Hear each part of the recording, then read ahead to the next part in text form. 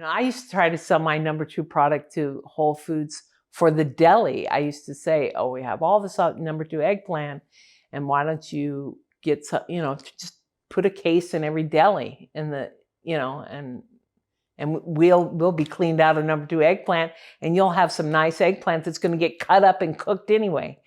No, we can't do that. Well, they couldn't do it because they don't use organic in their deli.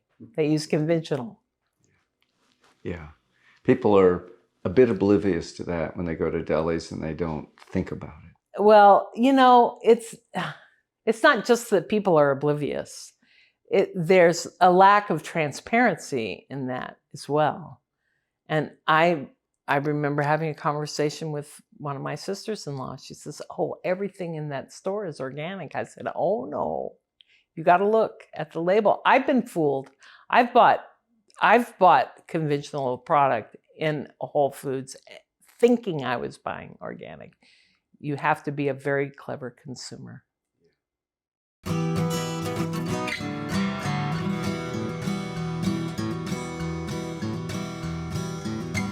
Welcome to the Real Organic Podcast. I'm Linley Dixon, co-director of the Real Organic Project.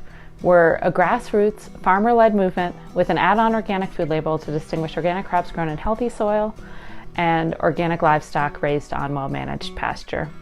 You just heard from Dennesse Willey, a longtime California farmer who ran a successful organic vegetable operation with her husband Tom, managing 40 employees and many accounts starting in the 1980s. Dave sat down with Dennesse late last summer and got her take on our changing food system and agriculture's role in the climate crisis.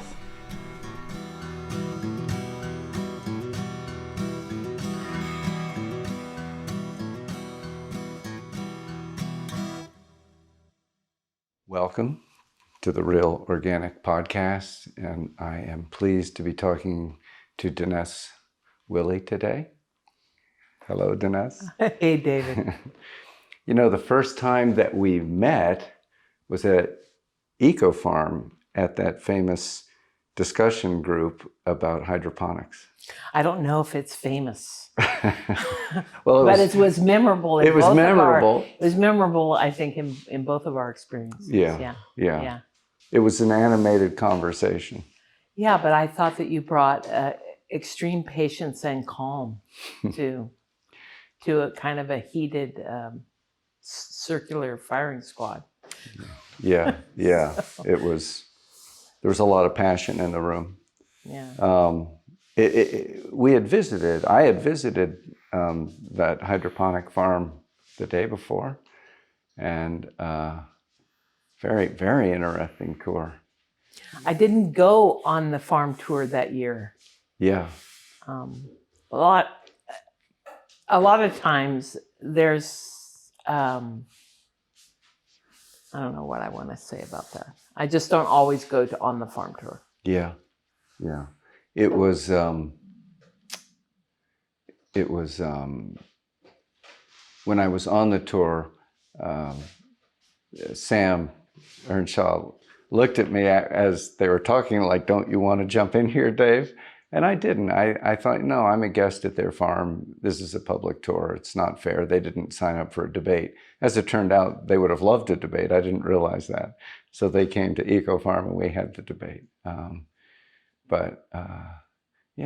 was a very interesting day for me. I was with friends on the bus, and to see amazing California agriculture, which for somebody from the Northeast is a heady brew.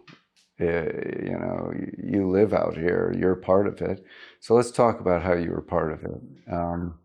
When did you come to farming in your life? After about 5 years of nursing. So and during most of that 5 years, Mr. Willey was kind of learning how to farm and on his own after, kind of a long period of farming for other people, and decided to start our own farm in December of 1980. And so I was working as an RN, and paying all the bills and everything. And so once he felt like that he had things down a little, pretty good, he encouraged me to quit my job. I didn't need a lot of encouragement. And join him in the farming operation. And I kind of gravitated towards the marketing. Mostly we were doing farmers markets at that time.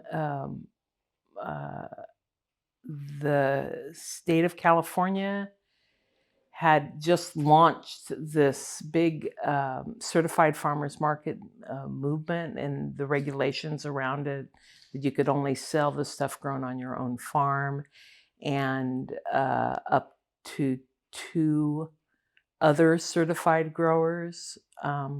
Like, for example, in the winter time, we didn't have, we only had like sweet potatoes. And so we would also sell our neighbors kiwis. But each of us were certified by our local ag commissioners that's what we grew. We grew those things. That's great. So it kept it from turning peddlers out. into stores. Yeah, it kept peddlers out, and so there were markets popping up all over the place. Tom's dad was fairly new to retirement. He retired from the city of LA, but he still had kids to put through college. And so we sort of went down that road. So he sold for us and earned a small commission for that, and we sent the product down there to LA. When I joined the farm, then I would actually go down to Los Angeles on the train and spend the middle part of the week, Wednesday, Thursday, Friday, and Saturday morning down there to help Dad with markets, and then come back. He would put me on the train. I think left LA at like 1 a.m. on Sunday morning, and I'd be home for Sunday, Monday, Tuesday. Anyway, that was what we did for a lot of whiles. And then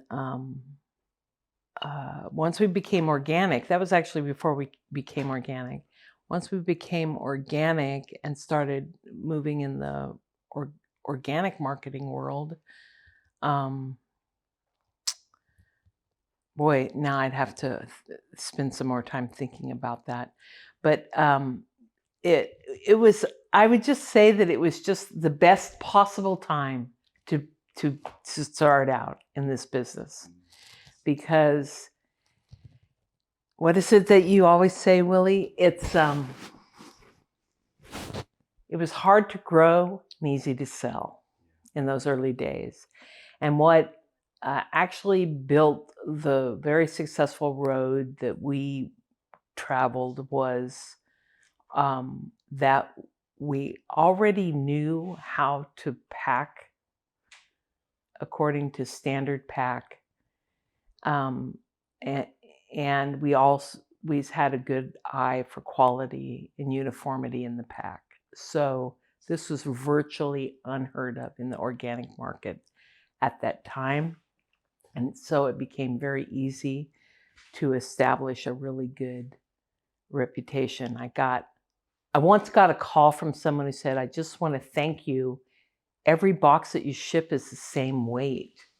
Like that was a big deal. But that makes people's job in the warehouse a lot easier, when you're doing your part as a grower. And also a very fine phone call came from the produce manager at a store. Called me up and had nothing but praise for our product, and we are still friends to this day. Mark Mulcahy, I don't remember the name of his store at that time, but he had the first 100% organic produce department in the Bay Area with no conventional product. And anyway, a lifelong friend made in that endeavor. That's great. That is maybe the best of worlds when you're learning how to farm, when it's hard to farm, but easy to sell because learning how to farm organically is pretty exciting. It's pretty fun. Yeah, Tom really did the growing, and I, managed everything else. Managed the harvest, shipping, and sales. You made the business out of it. Yeah. Pretty much. Phil Foster said something that he started, I think, on an uncle's farm, and then he went to work for a big corporate farm, and he said, I really learned how to manage there and how to keep track of things and all those business skills. So you learn systems and paperwork and all of that kind of stuff, and then as the organic movement evolved and more conventional mindset, entered into the marketplace, if you actually paid attention to those skills, you would be able to refine your business in such a way to remain competitive. And we did that. Yeah. So. Yeah. So in the beginning, it was sort of like everybody knew everybody. I mean, was it that small? How small was it? Oh, well, because we were over in the Central Valley. We weren't on the Central Coast here. But over in the Central Valley, there's only a handful of people that were brave enough to do the organic thing. When we were just barely dipping our toe into it, we came across a magazine called The New Farmer. It was a Rodale. Did he already talk about this? He said he got some new farms. Yeah, so that's how we met other CCOF growers. Well, we weren't even CCOF yet, certified yet, but we fleshed out through that endeavor of trying to promote this magazine, all the other people that were doing organic. And it's just a handful of people in the Fresno. Was CCOF already begun? Oh yeah, CCOF had already begun, because this is in like the mid '80s. CCOF had already begun. There was a Fresno Tulare chapter. There's a handful of growers there, and so we got certified and we joined that group. But in those days. And I just recently spoke with Jeff and Annie Main. I don't know if they're also part of this project, but I said, when we first read that New Farmer magazine and just realized how much sense that organic made and everything, and started to apply these principles to our farm and everything, I just thought in 5 years, all of agriculture would be organic. And Jeff said, I do too. Like, it's the only thing that makes sense. But we were so wrong. It's still less than 1% of the farmland in the U.S., even after all this time and all of the great tools. I mean, now it's a lot easier to grow and a lot harder to sell. I mean, there's just so many more tools for growers to use. And the little section of the ag shows are, big tents now of products that are available and stuff. And it was not at all like that before 94, I would say, even. Yeah. Was it? So you were in the Central Valley, just to help people understand, because I can tell you as a Vermonter, I didn't understand. The Central Valley is this huge agricultural valley. Yeah, it is. And it's where so much of the vegetables and the specialty crops, vegetables, yeah. But also, in its day, it was the breadbasket of the United States. There's all kinds of wheat being grown there. But because it is so well endowed with, water from the Sierra snowmelt, the pest-precluding Sierra Nevada mountains. Like, we don't have the Colorado potato beetle here. There's a lot of things that make the Central Valley a really great place to do chemical-free agriculture. You've got a year-round growing season. I mean, we produced food off of our farm. I mean, after we got the systems down, 52 weeks a year, we provided year-round employment for our permanent staff, and but we never could get away from having to augment with seasonal work. That's seasonal labor. I mean, that's just the nature of farming in the northern hemisphere, is you make hay while the sun shines. Your biggest harvest season would be in the summer still? Yeah, you can. I've tried for years to figure out how you could just do everything with just the same amount of people year round. But no, it's just way more productive. There's more light, there's more heat, there's more fruiting vegetables. It's just, yeah. Yeah, yeah. So that early world of professional organic farming, and I mean, there were some very early things like, what was it called? Walnut Grove, or, in Pennsylvania. Oh, the Walnut Acres. Walnut Acres, thank you, yeah. They were the really early pioneers, but you all were really part of the first wave that, well, Tom Bedard would say the first wave of hippies. And I know that they weren't all hippies, but it was this big group of people who were looking for a different way to do things. I feel like I just fell into it. It just happened that nursing was really not a good profession for me, and I just happened into this opportunity that happened to be under my same roof. I think that most of the majority of farmers in America, the majority of farms in America are supported by a working spouse. Yeah. Oh, for sure. Yeah. No, those were some of our first PIDs. That was another way that we distinguished our product in the marketplace, is that we would have what some people might call a shelf talker or something like that. But in every box, we would have a public information document, a PID, that explained things about the ag economy in the U.S., or recipes of how to use that product, or the history, the horticultural history of what you're eating, or something like that. And those were another way that we built customer loyalty and distinguished ourselves even as the market became more competitive. So you were always working at building a relationship with eaters, and where they knew your farm.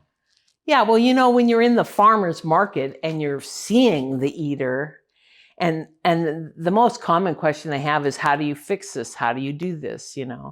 And so I just kind of took that experience from that and put it over to the wholesale side. So even in wholesale, you would put your informational sheet in every box. Yeah, it's like a little quarter page. Yeah. Yeah.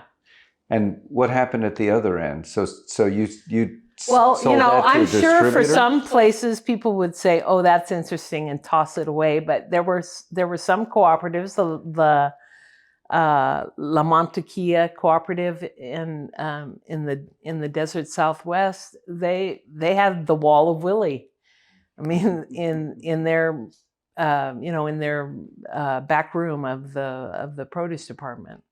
They put them up because they thought that all the people that worked there should, be enlightened in this way.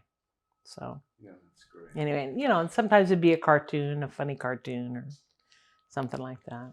So how much of what you sold at that point was wholesale, and how much was farmers market? They didn't even have CSA back then, did they?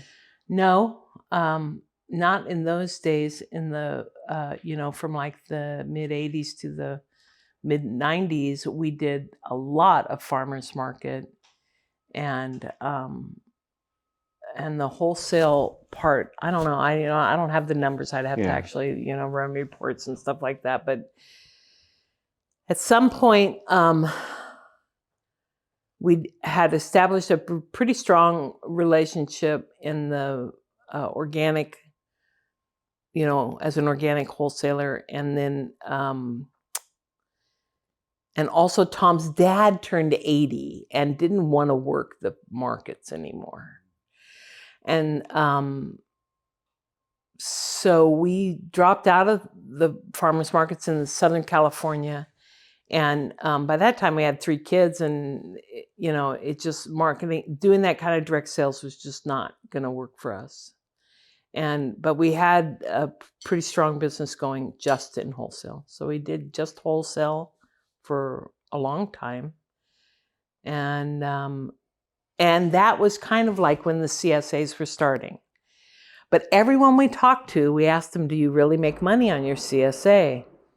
And we would get things like, well, it helps us, when we have too much of something, or it helps us move our number 2s, or, it's a nice thing to piggyback onto the farmer's market. Like some people had a CSA and people would just come to the farmer's market and pick up their box. They didn't have to do the shopping and other things like that. But so we just really, we weren't really sure if we wanted to do that, if we wanted to do it. But we did hire a gal that helped us set it up. And we set it up as a separate business from our farm. And that way we would know whether it was making money or not. Did it make money? Yes, it did. All right. Yeah, it did make money. Now, when you were selling to stores, wholesaling, was that through a distributor typically? Almost always, yeah. Yeah. What was that like in the early days? Who Oh, were it the was great. distributors? Well, it was great, really. It was not like now, that's for sure. You had relationships with your buyers, for one thing. And it was just all sales, not just in the organic, but all produce sales were like that. It was about having a good relationship with your buyer. Like, okay, so when I open up my computer at work, my home page is the ESPN, because you want to be able to follow the sports teams of who your buyers are. And be able to start out with saying, how about those Timberwolves last night, or whatever. You want to really be able to kick things off on. Those are just good sales techniques. That's all I can say. So, and also I do enjoy sports, and especially baseball. And so my deepest relationships were with baseball fans. And so, yeah. It was a personal relationship, and then it's also an education. That's the other great thing about sales. Sales is really educating the buyer as to why they want to buy and need to buy your product and not somebody else's. Yeah. Were the distributors that you were dealing with, the buyers you were dealing with, were they really focused on organic, or were they just produce distributors and they carried some organic stuff? It kind of evolved. As we grew in volume, we were just selling to organic places. We started with selling with green leaf produce in the Bay Area, and then moved into veritable vegetable. And we had relationships also. That was before Whole Foods bought out all of the other chains. So we used to sell the Bread and Circus in the Northeast, Fresh Fields in the Central Atlantic area. There was another one that we sometimes sold to in the Carolinas. Can't remember the name of that one. Wellspring maybe. And we did sell to Whole Foods, but it wasn't a nationwide chain then. Was it still based down in Texas? Or? It was still based in Texas, but they had a big, operation in the Bay Area. So they were up in California. We sold to Charlie's Produce in Seattle and an organically grown co-op in Oregon. And in Southern California, we sold to Gooch's. We sold to Whole Foods LA. I had a great buyer down there because he was a kid from the Central Valley. He grew up in Reedley. So I had a really good relationship with him down there. And Heath and Lejeune. Yes, David Weinstein. Before David was there. Before David was there. No, David used to work for another place. can't remember the name of it, but I used to have this little sign on right above my phone that says, when JBJ calls, your price is too low.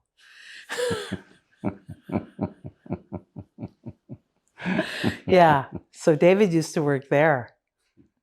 So there was just a lot of distributors everywhere. Yeah. Different ones I could go through. I still have a Rolodex.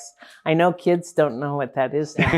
I kept my Rolodex from the farm, and I still page through it and remember all of these different outfits that we used to sell to. Yeah. Yeah. So there were a lot of distributors, and there were a lot of small independent chains that focused, or independent stores Sure. that focused on organic. Yeah, the real food stores in San Francisco, they had 5 stores at that time, and each one was like a little bit different, but they had one, they had one buying and they had one little door front in the market, in the central San Francisco market and stuff. We had a wonderful relationship with those gals. Just really, really fine. So you're describing a financial ecosystem that had a lot of diversity. That's well put. Mm-hmm. Yeah. That's changed. Oh, yeah. Tell me how that change came about.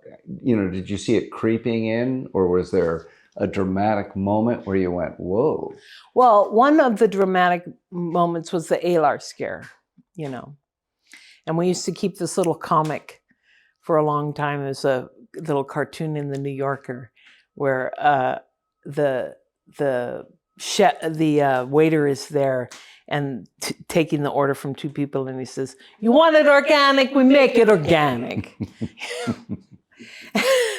And so that was a big push. But I would say in terms of my part of the business, the doing the sales, it was when Whole Foods got on the stock market and got all of this capital coming in, and they went and bought up all of those little chains of places where we used to sell.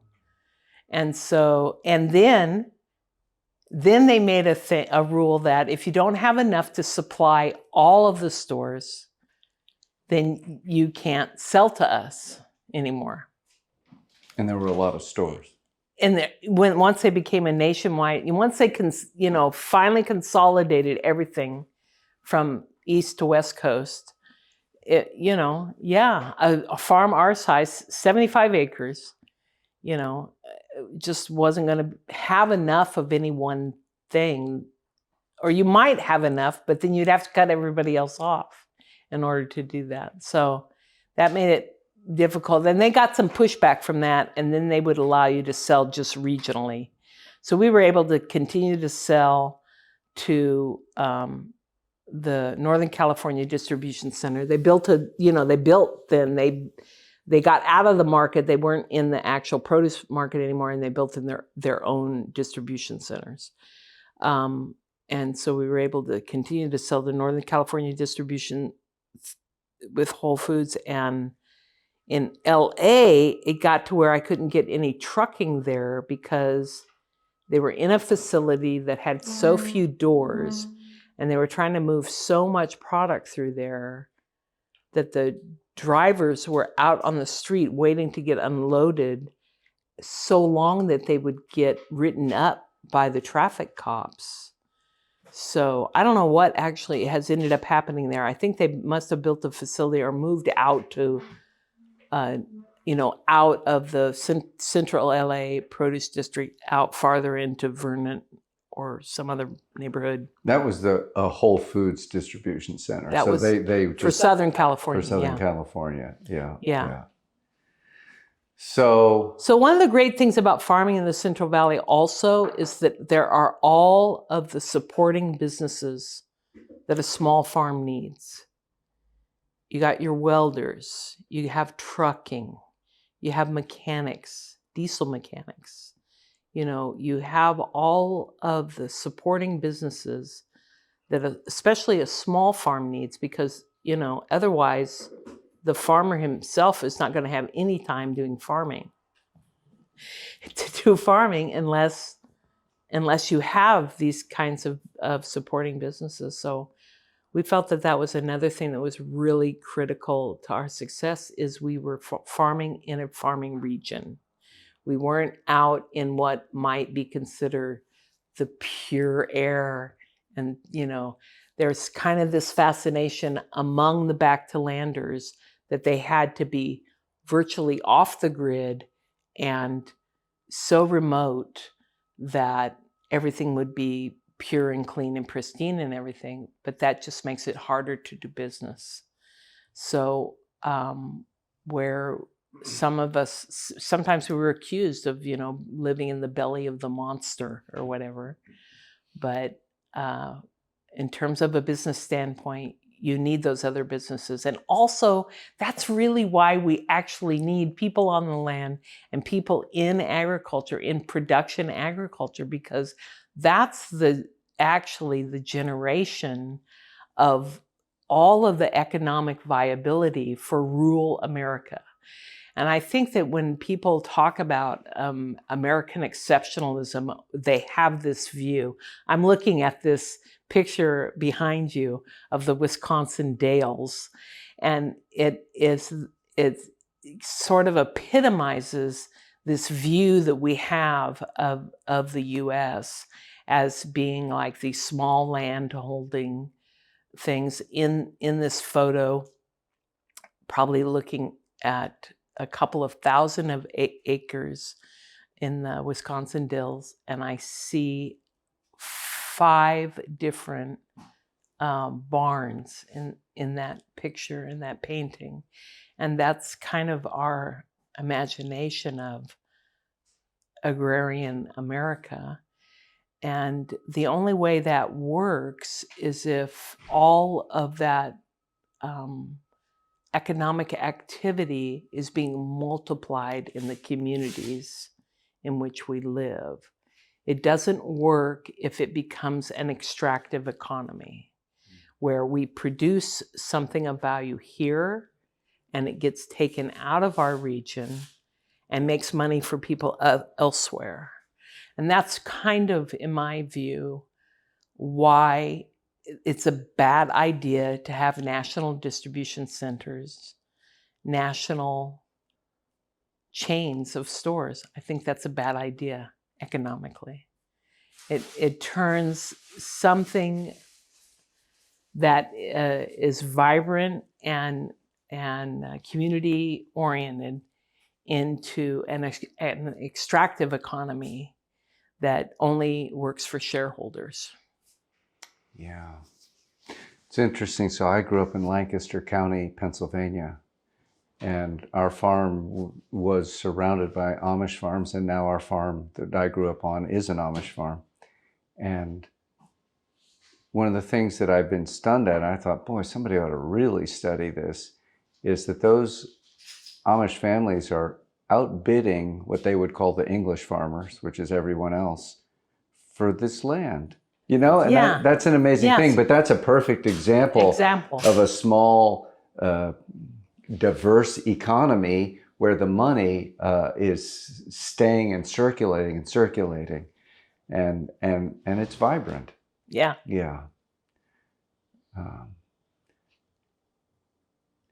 So you saw, one thing that's interesting, so you were in the Central Valley, and you say, yeah, there wasn't much of that back to the land movement in the Central Valley. Those people were going more to the coastal range. Did I get that right? Well, and up in the hills, up in the up mountains. In the hills, yeah, where land was cheaper. Other places, the Cape Valley. The Cape Valley, yeah. So you were in the middle of what was evolving to become more and more pure vegetable, I guess nut tree, or is that all on the coast? No, we didn't. No, I mean, in our region is, millions of acres of almonds now. Yeah. But for us, we were just a vegetable operation. Yeah. So the landscape was changing. You were selling to more urban areas. It's interesting you were shipping to Bread and Circus because, of course, just seasonally. I sold to Bread and Circus too back in the day. I mean, just certain times of the year, right? Yeah. And but the world was changing, and those small stores were being bought up by bigger stores, and of course, Whole Foods was transforming the place where people who wanted organic would go. And so the small Bread and Circuses were becoming Whole Foods, getting bought up. Were the distributors changing as well?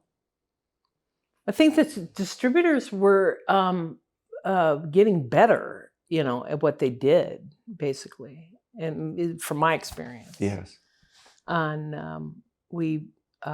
so another place we used to sell was to co-op partners in the Twin Cities area, and we were recruited by Edward Brown. Came to see us, had dinner at our house and everything, recruited us, and they just the most loyal buyers. I have to say, we had great support in all of the upper Midwest through that distribution center, and would not have, like Goodness Greenness was also in that area, but they were, they just didn't have the devotion to us the way Co-op Partners did. Fantastic organization, and there seems to be still a lot of co-ops in that region of the country, and that's really how Co-op Partners was born. It was from the success of one single cooperative grocer, the Wedge, in Minneapolis, and they wanted other co-ops to be able to stay competitive, in that region, not just in the Twin Cities. And so they created this Cooperative Partners Warehouse, which operated only to cover the costs of distribution. It was not a profit-generating business, and that way they're able to keep cooperative grocers competitive, like with the Super Values and Kroger's and stuff like that, because they have the benefit of being able to source products from other regions and all of that kind of thing. So it's a great model of using the wealth from one endeavor to, again, improve the economy of neighboring areas. Yes. Well, and that cooperative model that we're stronger together while still retaining our separate identities to work together for our mutual benefit. Exactly. So I heard a talk a couple of years ago by Alan Lewis, who is a vice president at Natural Grocers out in the Midwest. I don't know if you ever sold to Natural Grocers, but they're a chain. And he was describing the transformation of the wholesale market. And he said now most organic food in America is sold either through UNFI or through KeHE. And that these two national distributors have really changed the landscape. Was that anything that you saw out here? Was that part of your experience, where the small distributors being outcompeted or being pushed out? Yeah, one place that we used to sell to was Mountain People's Warehouse up in Aubrey. I think that's the name of the town.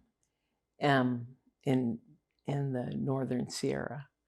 And they were very price sensitive buyers, but they would buy a lot of our number 2 product. And again, it just had a real strong relationship with them. They weren't huge buyers, but one hand washes the other, so we were helping them and they were helping us, and they got bought out by UNFI, and then we never sold to them again. Very different relation. Yeah. Everything was different. How was it different? How did? I don't know. They just in an effort to what's the word I want to use? Standardize everything. Everything has to be standardized, so there isn't any room for carrying a number 2 line or using a different code because we're a different purveyor of products for them or that kind of thing. It's okay. I mean, it wasn't a big part of our program or anything, but yeah, in the effort to standardize everything, then that removes the incentive for excellence, I guess is what I could say. Yeah. And really our business model, I'm sure Mr. Willey said this when you interviewed him, but our business model really was, no matter how much competition there is, there's always room at the top. And that was how we stayed competitive, was by always having the best quality product in the marketplace. But that there was also room for number 2 product in organic distribution in those days for either your more price sensitive buyers, like if you're the distributor, you have some buyers that are just more price sensitive, and their customers are willing to accept less than perfect appearing produce. And so that there was room for that. But see, there's no room for number 2 product anymore because everything is a standard pack and a low price for everything. And so there's just not that option. I used to try to sell my number 2 product to Whole Foods for the deli. I used to say, oh, we have all this number 2 eggplant, and why don't you get some, just put a case in every deli in the, and we'll be cleaned out of number 2 eggplant, and you'll have some nice eggplant that's going to get cut up and cooked anyway. No, we can't do that. Well, they couldn't do it because they don't use organic in their deli. They use conventional. Yeah. People are a bit oblivious to that when they go to delis and they don't think about it. Well, it's not just that people are oblivious. There's a lack of transparency in that as well. And I remember having a conversation with one of my sisters-in-law. She says, oh, everything in that store is organic. I said, oh no, you got to look at the label. I've been fooled. I've bought conventional product in Whole Foods thinking I was buying organic. You have to be a very clever consumer. One thing, Dennesse, I'm not sure is true now is that there's always room at the top. I know of some really excellent top flight producers, and they cannot get shelf space, say in organic blueberry, for example, where they really say you've got to go through global. And it's a grim thing when you go, I don't have a choice of buying something like that. Mm-hmm. Which is so good, and it's real organic. I think that if we had stayed in farming, that we would not have sold our CSA, and that we would have gone back into more direct marketing and direct sales. I think that's really the only way for the less than mega size farms to stay in it now, really, unfortunately. Yeah. Well, one of the things that I'm hoping is that either we change the food system or we change people's understanding of the food system so they know if they want that food, they better sign up for somebody's CSA. I would love to see that food on the shelves of Whole Foods. I would, but whether we can pull that off remains to be seen. Yeah, I don't think that we have succeeded in changing the food system. Like, when we first started this interview, we're still less than 1% of the farmland in the U.S. So I don't see where we've won. 6% of the food. Yeah. So magically that food is coming, I guess, from other countries.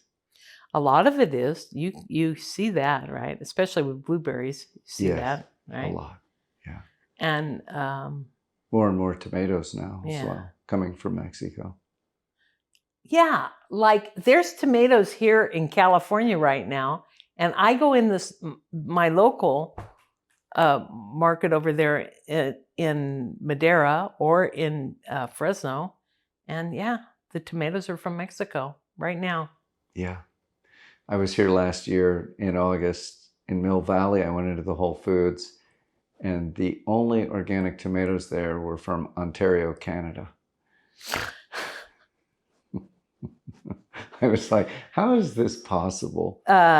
Some tomato grower in Ontario overproduced for that week of the market and had no other place to sell them, or they were under contract. They were under contract. They were all hydroponic. I mean, they were Yeah. greenhouse tomatoes. But yeah, I'm surprised. I was expecting you to say that they were from Mexico, but yeah. Yeah, it's one or the other. Mm. And it was So yeah, if you want a local tomato, you have to go to your own farmer's market. in California. I mean, Mill Valley has got to be one of the most affluent markets, and they just want the good stuff. I don't care what it costs, give me the good stuff, and that's what they got. Right. But I think that, well, there's a lot of things that work there. It takes a lot of effort to go outside of the normal chain of custody, okay? It takes, today's market day. I have to work my schedule around getting to market, getting to the farmer's market in order to get, real produce. I mean, most of us use a grocery store because we just need, I have everything except this one thing. I'm going to go to the market and get in and get out, I just need tomatoes or what have you. And so it takes a lot of effort. And, imagine a working family, or maybe you're a single parent and a working family. And it just requires too much,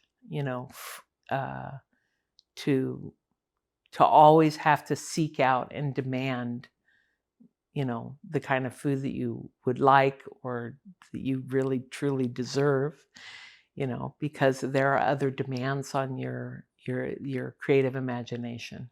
And so I sympathize with that. It's not easy on the consumer. So if you had a child who really wanted to take over the farm, would you have recommended that was a good idea for them, a good career path? I don't know. That didn't happen. I mean, farming was our dream. We didn't grow up on farms. We didn't have a legacy farm or anything like that. So farming was our dream, and I wanted our children to follow their own dreams. And the farm paid for that, paid for 3 college educations, and they chose other paths. But I will say, they all know how to cook and they all know how to garden. And I'm sure they all know how to work. And they all know how to work. That's Yeah. right. Yeah. Yeah. My kids Good too. workers. Same thing. Yeah. They're great workers. They have a strong work ethic, and the farm is not their dream.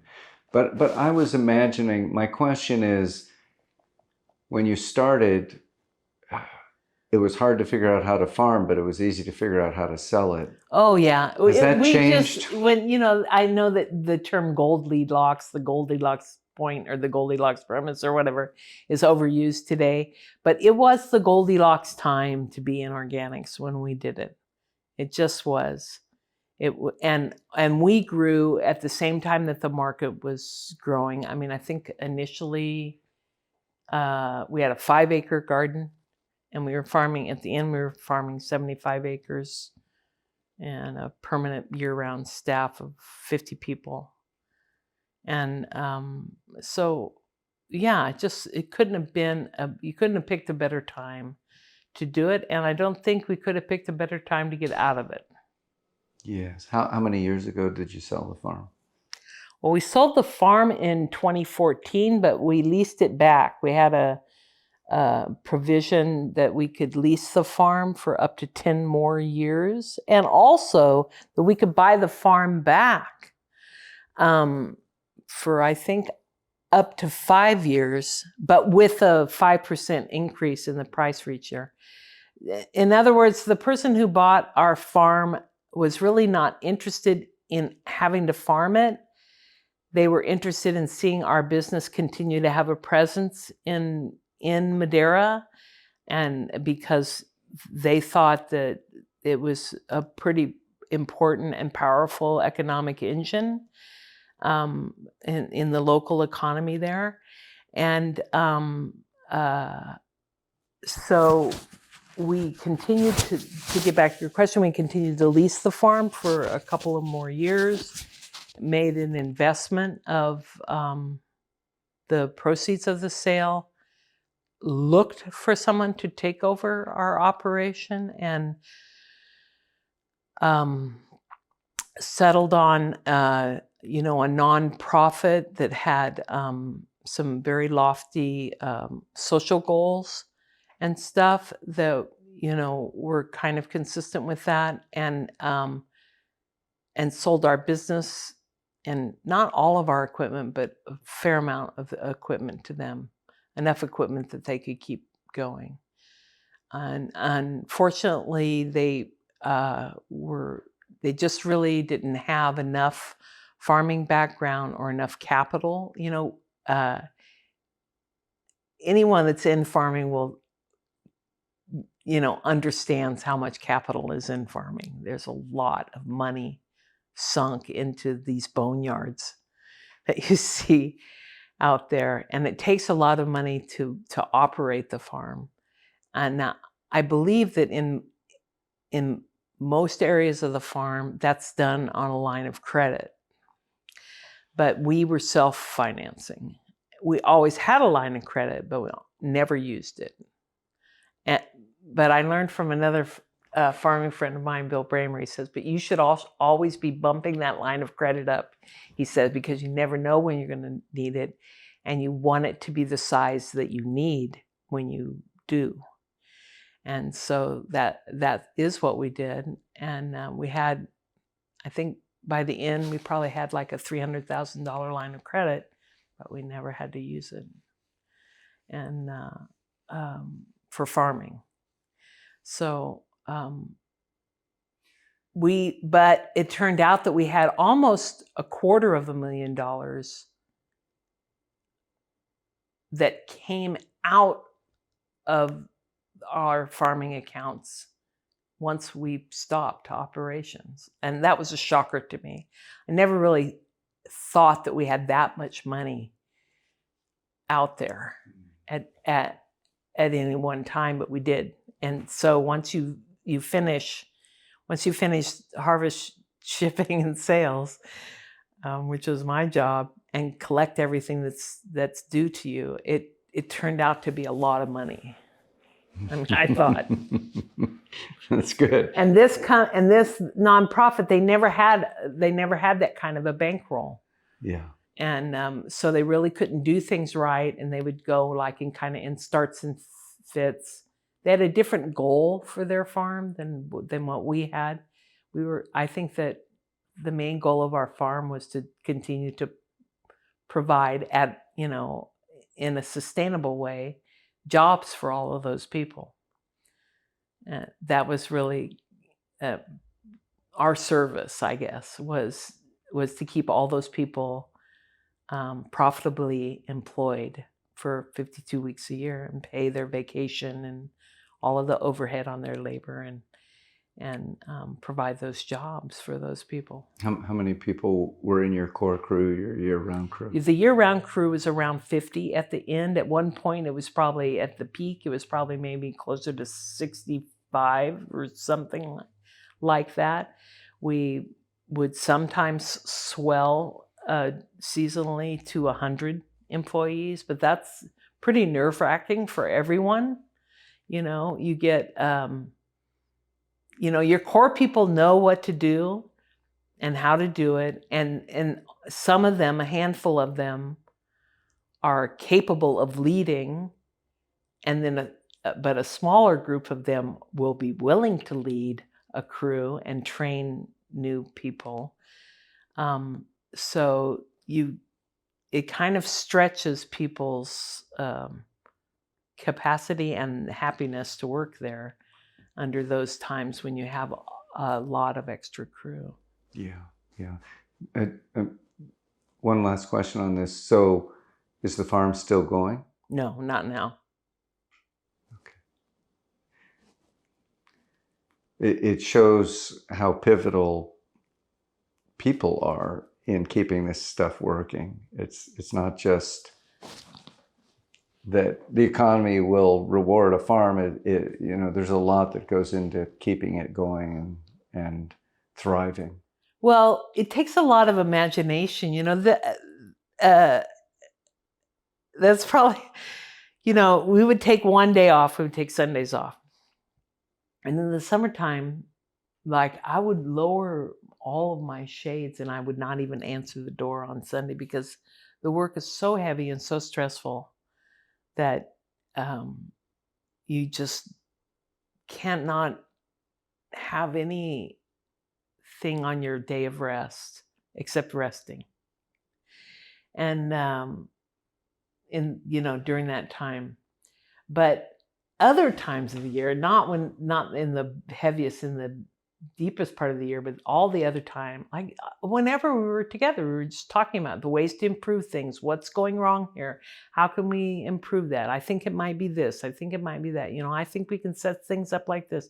It consumed all of our imagination was in improving the efficiency and the operation and the agronomy of that farm. And now that we're out of it, and we're over here, and we interact with people who are still farming here, I can't believe how hard we worked. Like when we were over at Larry and Sandy's yesterday, and looking at that operation and how hard those folks work, and they're like our same age, and I'm thinking, I can't believe we worked that hard. We really did. That's probably why our kids never wanted to do it. That's right? Yeah. Is that what your kids say? It's not that for them. They both really wanted to leave Vermont. Both of my kids are people of color, and Vermont is a very white place. State, Yeah. And Oregon's a white state. Yeah, they didn't go to Oregon. Yeah. One's in San Diego and one's in Hawaii. There you go. And they wanted to be where they walked down the street, and they saw a lot of people who looked like them. Mm-hmm. So, yeah. So that's a different gig. That's a different gig, and they both have their own things that they're passionate about. Yeah, it's wonderful. I would say the same thing with our kids. Yeah. Yeah. So, Dennesse, before we end, I have a question. One of the things that we're talking about in the symposium this year is regenerative agriculture. Is organic regenerative? Is regenerative organic? Do you have any thoughts about that? Is this something that I don't think you hear as much about it out here in California as we do in the Northeast? Well, there's a Venn diagram there where, one can be the other. I think there's room for that. But I think that the climate chaos, the phase of climate chaos that we're entering right now, really requires all hands on deck. Up until the mid-1950s, agriculture was the biggest contributor to carbon dioxide in the atmosphere. So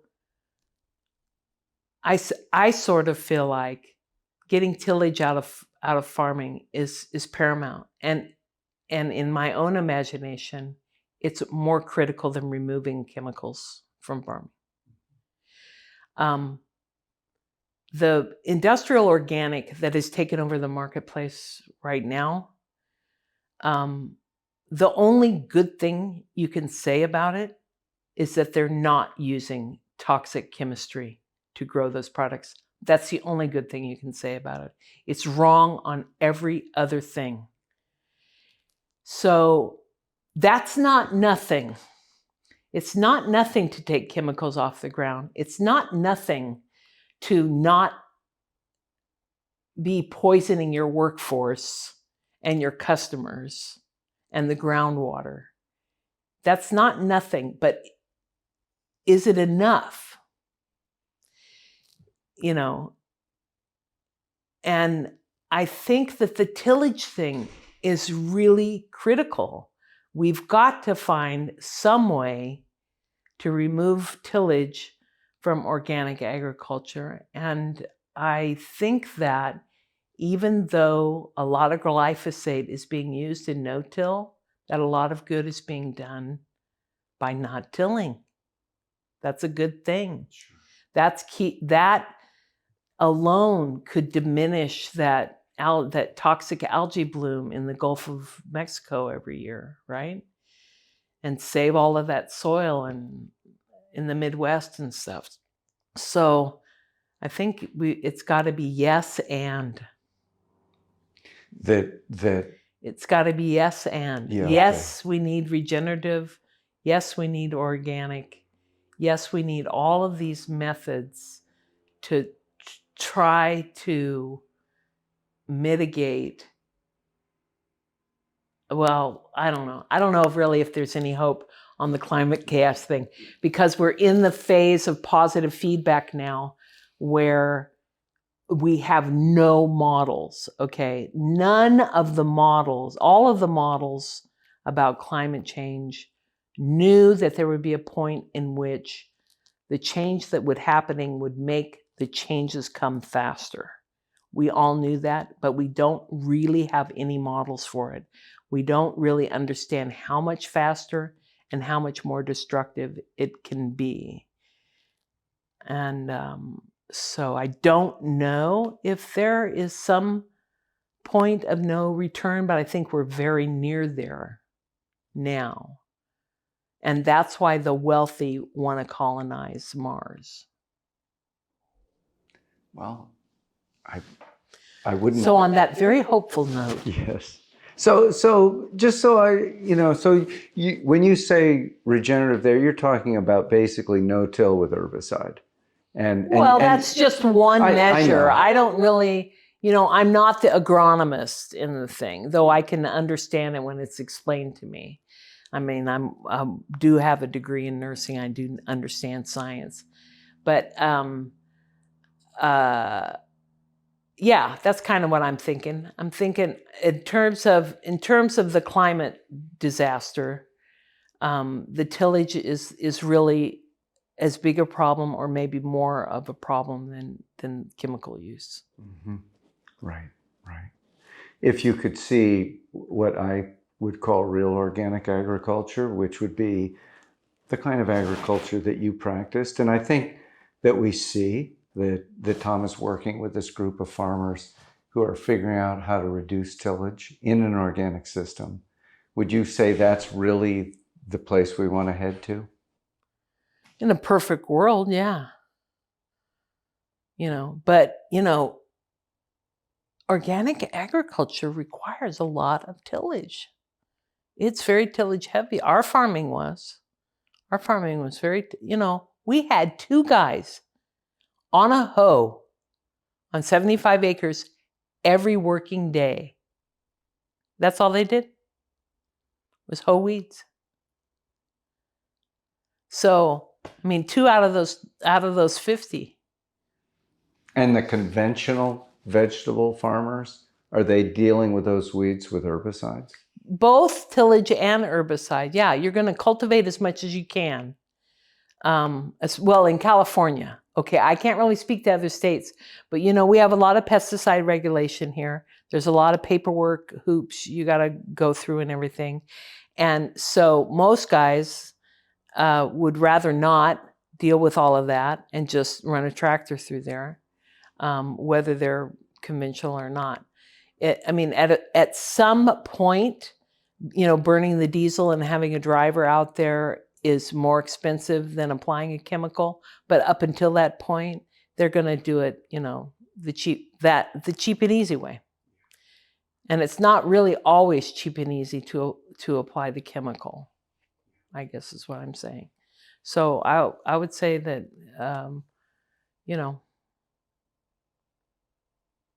yeah, I just think they're going to do it whatever way works out best for their management up to the point where it's easier to apply chemicals. Right. So what works financially? Exactly. Yeah. All right. Well, I don't feel like we're done, but we've probably had our time here. So I don't know if you got from me really what you were looking for. It was great, Dennesse. Thank you so much. So Dennesse Willey, thank you for talking with me. Oh, it was my pleasure. Thank you for listening to the Real Organic Podcast. Our movement is growing because you're subscribing and sharing these podcasts with your friends. Keep it up and leave us a rating and a review as well. As always, you can find a video version of this interview at realorganicproject.org or on our YouTube channel. Please join us next week when our guest will be California farmer Tom Willey, husband of today's guest, Dennesse.